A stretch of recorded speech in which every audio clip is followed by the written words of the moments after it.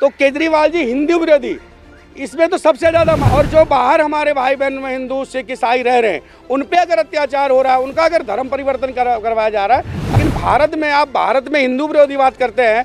भारत में अगर हिंदू सिख ईसाई आना चाह रहा है, आप उसका विरोध कर रहे हैं। दिल्ली के किसी भी गली में जब से केजरीवाल सरकार आई है, ड्रग्स आपको जो सबसे गंदा नशा है दुनिया का, वो ड्रग्स, दारू, शराब तो चले, शराब गांजा तो मिल ही रहा था। आप तो युवाओं के रोजगार खत्म कर दिया आपने, उनको ही खत्म कर रहे हैं आप। नमस्कार, मैं कशिश और स्वागत है आपका लीडिंग भारत में। सीए पास हो चुका है। लगातार इंतजार किया जा रहा था कि जो हमारे शरणार्थी है, यानी कि जो बांग्लादेश, अफगानिस्तान या फिर कह लीजिए पाकिस्तान से जो हिंदू आए हुए हैं, उन्हें नागरिकता मिले, और वो पीएम नरेंद्र मोदी द्वारा वो पास कर दिया गया है। गृह मंत्री ने इसका ऐलान कर दिया था। लेकिन अब यहाँ पर अरविंद केजरीवाल उस मुद्दे में भी कूद पड़े हैं। उस मुद्दे को लेकर कहते हैं कि 1947 से भी बड़ा माइग्रेशन होता हुआ नजर आएगा, देश में दंगा होता नजर आएगा। जो देश में लोग हैं उन्हें तो पहले मोदी जी रोजगार दे दे, बाद के लोगों को क्या ही रोजगार देंगे। इस तरीके के तमाम सवाल यहाँ पर उठा रहे हैं। तो शंकर मिश्रा जी से सीधा बात करेंगे। केजरीवाल तमाम तरीके के सवाल उठा रहे हैं। यहाँ पर हिंदू जो आ रहे हैं बाहर से, उनको शायद खुशी नहीं हो रही है यहाँ पर कि हमारे लोग वापस आ रहे हैं। यही देखिए, यही लोग हैं ना, राम को मानने वाले लोग हैं ना, कृष्ण को मानने वाले लोग हैं। राम मंदिर पे भी इनका यही था कि मेरी नानी ने कहा था कि मस्जिद तोड़ के मंदिर नहीं बनाया जा सकता। फिर अपने बोले मेरी नानी ने कहा कि हमें राम मंदिर के दर्शन करने जाना है। तो केजरीवाल जी हिंदू विरोधी, इसमें तो सबसे ज़्यादा माहिर हैं। अगर सरकार ने, भारत सरकार ने सीए लागू किया है, और जो बाहर हमारे भाई बहन में हिंदू सिख ईसाई रह रहे हैं, उन पे अगर अत्याचार हो रहा है, उनका अगर धर्म परिवर्तन करवाया जा रहा है, अगर उनको वापस लाया जा रहा है, तो केजरीवाल जी के पेट में दर्द क्यों हो रहा है? उनको तो खुश होना चाहिए। अरे आप भी हिंदू हैं कम से कम। अरे आप ठीक है, आप किसी भी विंग का, जाति धर्म का सपोर्ट करते हैं, हमें उससे कोई दिक्कत नहीं है। लेकिन भारत में आप भारत में हिंदू विरोधी बात करते हैं।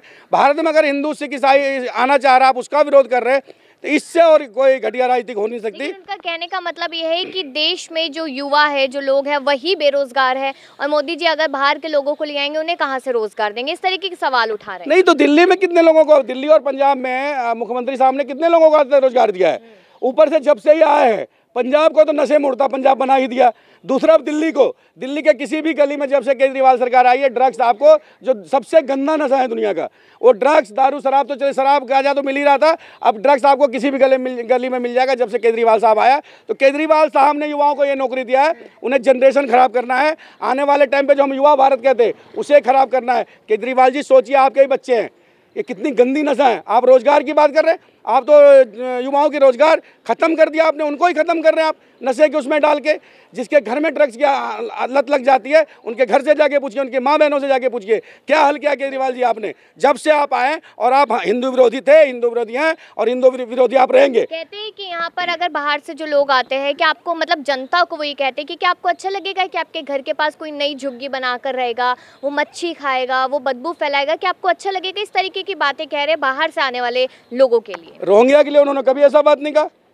जो बाहर से आए थे रोहिंग्या, उनके लिए कभी उन्होंने बात किया? अगर हमारे देश के मुस्लिम समाज है, अगर हमारे देश में बाहर से कोई पीड़ित जो है वो आ रहे हैं, वो झुग्गी बना, मतलब झुग्गी वालों से उनको इतनी नफरत है, झुग्गी वालों का वोट भी चाहिए, झुग्गी वालों से नफरत। हाँ केजरीवाल साहब, हम लोग झुग्गी वाले हैं।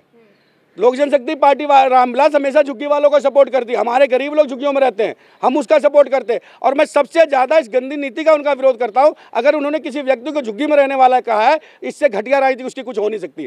केजरीवाल जी, आप झुग्गी की राजनीति में ही जिंदा है।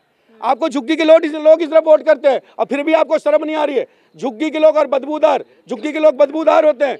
शर्म कीजिए, हम लोग सब झुग्गी वाले लोग हैं, और अगर हम सब झुग्गी वाले लोग हैं तो कम से कम बदबूदार लोगों से वोट तो मत लीजिए, शर्म आनी चाहिए। जब केजरीवाल जी आप झुग्गियों में वोट मांगने जाइएगा, तब हम आपको जनता से बतवाएंगे कि झुग्गी के लोगों में कितनी बदबू आती है, और मछली खाते हैं और क्या खाते हैं। आइएगा आप, इस बार जनता आपको बताएगी झुग्गी में कितने लोग बदबूदार रहते हैं और कितने मछली खाने वाले लोग। आखिरी सवाल करेंगे यहाँ पर। उन्होंने कहा कि सीए को चुनावी मुद्दा बनाया जा रहा है, मोदी जी पर इस तरीके का इल्जाम लगाया केजरीवाल जी बना रहे चुनावी मुद्दा।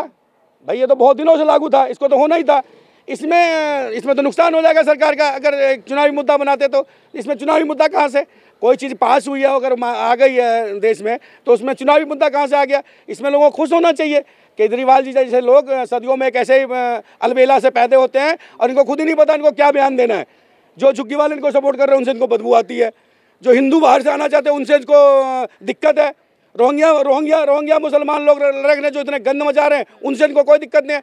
हम भारत के लोग, हम अपने भारत के मुसलमान से भी प्रेम करते हैं, हम हिंदुओं से प्रेम करते हैं, सिख से भी प्रेम करते हैं, ईसाई से भी प्रेम करते हैं। और जो बाहर जिन लोगों पे अत्याचार हो रहा है हमारे लोगों पे, अगर वो आते हैं तो हमें बहुत खुशी है, क्योंकि कम से कम उनके धर्म परिवर्तन नहीं होंगे। और केजरीवाल जी, मैं फिर कह रहा हूँ आपसे, हमारे घर के सामने वो झुग्गी बनाए या झुग्गी के सामने झुग्गी बनाए, हम लोग उनके तरफ उनके पूर्ण रूप से सपोर्ट में खड़े हैं। जितना सपोर्ट होगी लोक जनशक्ति पार्टी रामविलास उनका करेगी और करती रहेगी। लेकिन मैं आपको फिर एक बार कह देता हूँ, आपको झुग्गी वालों से बदबू आती है, झुग्गी से बदबू आती है। हम लोग झुग्गी वाले हैं, झुग्गी में रहते हैं। ये सारा आधा दिल्ली 75% दिल्ली झुग्गियों में रहती है, और आप उन्हीं के दम पे आज यहाँ के सीएम हैं। और झुग्गी वालों और झुग्गी में रहने वाले लोगों से अगर आपको बदबू आ रही है तो इस बार जनता आपको बताएगी, झुग्गी के लोग बताएंगे कि आपको वही झाड़ू का डंडा, जो झाड़ू आपका चुनाव निशान है, वही का झाड़ू का डंडा लेके इस बार झुग्गी वाले को दौड़ाने का काम करेगा। मतलब मान लीजिए कि सफाया होता हुआ नजर आएगा केजरीवाल का इस तरीके से, झाड़ू के साथ जो झाड़ू उनका चुनाव चिन्ह उन्हीं से साफ कर दिया जाएगा, क्योंकि इन्होंने झुग्गी वालों को गाली दिया है। जिस झुग्गी पे इन्होंने राजनीति करी है, जिन झुग्गी वालों पे इन्होंने राजनीति करी है,